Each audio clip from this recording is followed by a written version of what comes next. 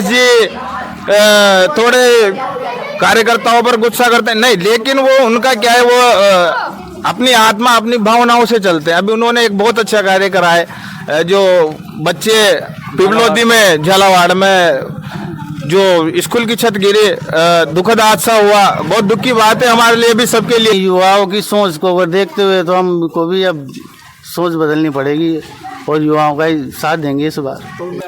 काहे भी कोई ना भाया, सब आजकल न्यूज है, काहे कोई ना यहाँ आता तो बच्चे टिखा लियो जाओ जो प्रमोद भाई और का नाम से प्रमोद जी जैन भाया साहब है, वो भी पूर्व मंत्री रह चुके हैं। उनके ऊपर आरोप प्रत्यारोप लगे कि क्या नाम से रेत खा गया, बाटे खा गया, तो ये तो पक्ष विपक्ष में आरोप प्रत्यारोप लगे रहते हैं। उसके नमस्कार साथियों, मैं आपके साथ दिलखुश। आज मैं पहुंचा उदयपुरिया गांव में। बात करते हैं अंत उपचुनाव को लेकर।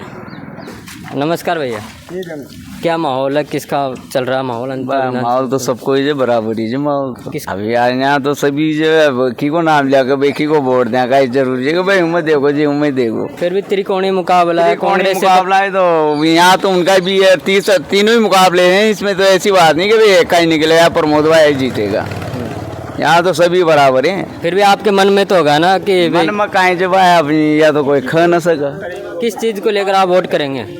आप वोटिंग का ही करेंगे यार, वो तो जनता को कहीं जब विकास, जो बढ़िया विकास करा दे वो प्रमोद जैन भाई पहले विधायक भी रह चुके हैं, मंत्री भी रह चुके हैं, उनके कार्यकाल में कैसा काम हुआ?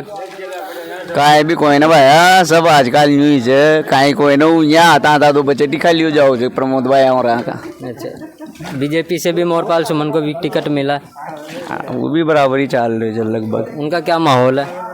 माहौल तो बीजेपी को ही बराबर है, बीजेपी को मिलेगा भाई। तीनों पक्षों का अच्छा विकास है, अच्छा चर्चा है इसमें। त्रिकोणी मुकाबला है, त्रिकोणी मुकाबला है, कोई भी कर सकता है, कोई भी निकल सकता है, हो सकता है नरेश मीणा जी भी आ जाए। अभी आपके उदयपुरिया गांव में क्या समस्या है? समस्या तो गौरी बड़ी बड़ी है, समस्या न कहाँ कर बता दिए कुछ। आज तो आर पारी रोड 15-20 साल हो गया उसे कहता हाल दे खास उधरी जो कौन से किया था ना। हाँ, प्रमोद भाई जोपली, प्रमोद भाई सभी की, कमल लाल जी सभी की भाई रोड ही न सुधी आर पार मार पड़ता है ठेठ। आपका कार्य नहीं हुआ? काय भी नो मांगो तो कार्य। तो फिर अब निर्दलीय प्रत्याशी नरेश मीणा भी है, वही जब तो और देंगे वो बस आप तो मांग लीजिए नरेश मीणा। नमस्कार भाई साहब। नमस्कार साहब। पहले आपका परिचय दे दीजिए। साहब मेरा नाम जसवंत चौधरी है। सबसे पहले तो जो भी आपके चैनल के माध्यम से जुड़ रहा है, हालांकि दीपावली निकल चुकी है, लेकिन सभी को एक बार मेरी तरफ से दीपावली की हार्दिक शुभकामनाएं। अंता उपचुनाव को लेकर आप क्या कहेंगे?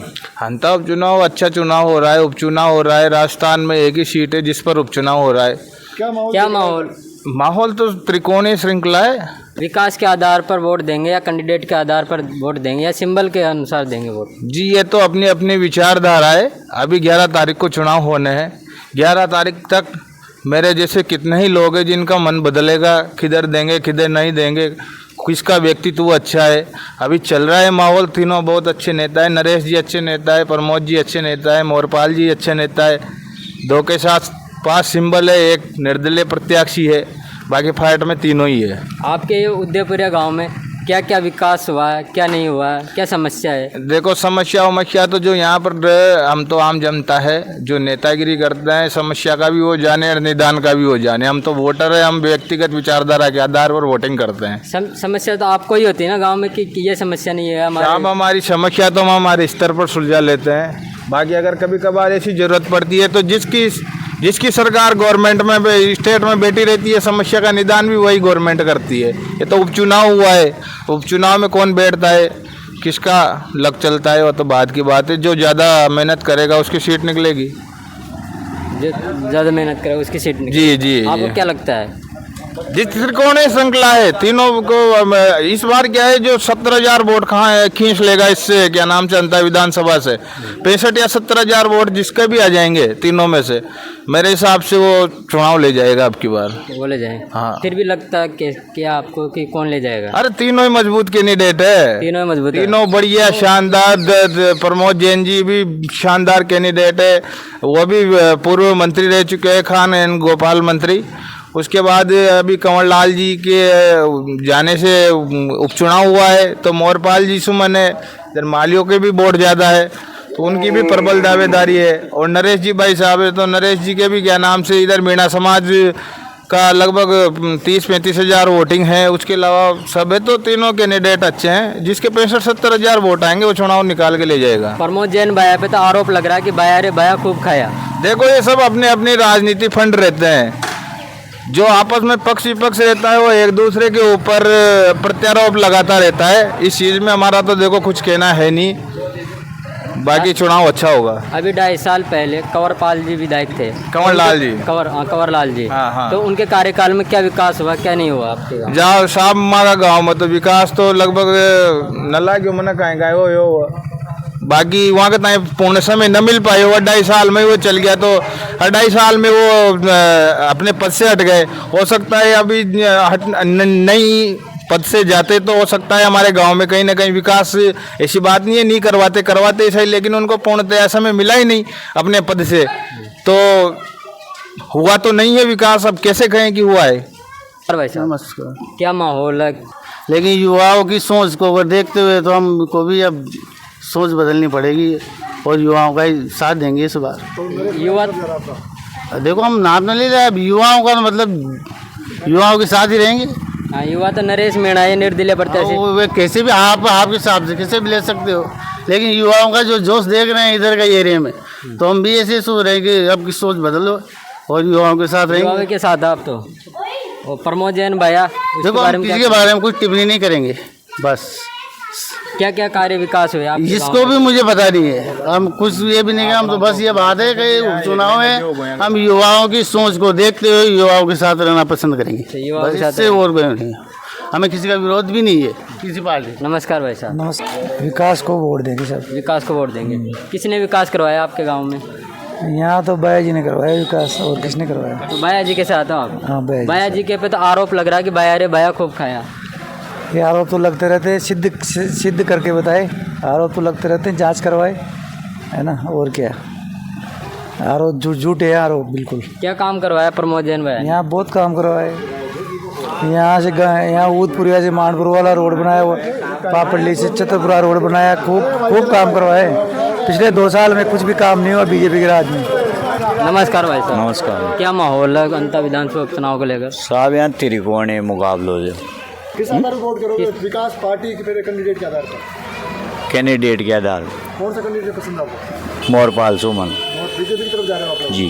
बीजेपी की तरफ तो आरोप लगा रहे हैं कि कोई सी नहीं, शालीनता के आदमी है, अभी वो अच्छे आदमी। झूठे आरोप है। झूठे आरोप लगा रहे हैं। जी।